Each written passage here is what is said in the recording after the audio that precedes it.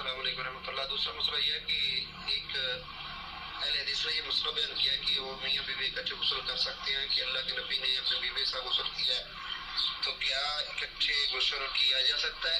کیا یہ اس کا مسئلہ بیان کرنا درست ہے؟ السلام علیکم ورحمۃ اللہ وبرکاتہ۔ بھائی آپ کا سوال ہے کہ میاں بیوی کیا دونوں اکٹھے غسل کر سکتے ہیں؟ جی، قرآن پاک میں اللہ رب العزت نے میاں بیوی کو ایک دوسرے کا لباس فرمایا ہے، انتم لباس لہن، یعنی یہ الفاظ ہیں قرآن کے کہ عورت مرد کا لباس ہے، مرد عورت کا، یعنی بیوی خامد کا لباس ہے اور خامد بیوی کا لباس ہے۔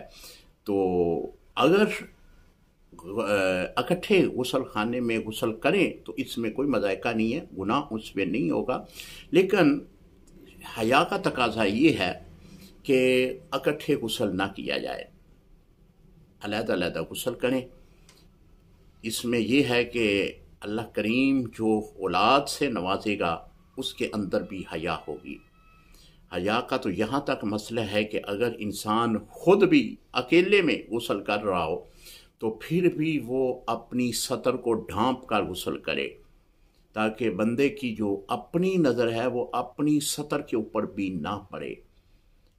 مسئلہ تو یہاں تک ہے، کیوں؟ اس واسطے کہ بندے کے اندر جتنی بڑی حیا ہوگی اتنا ہی اس کا تقوی جو ہے وہ بلند ہوگا، اتنا ہی اللہ کا قرب اسے حاصل ہوگا۔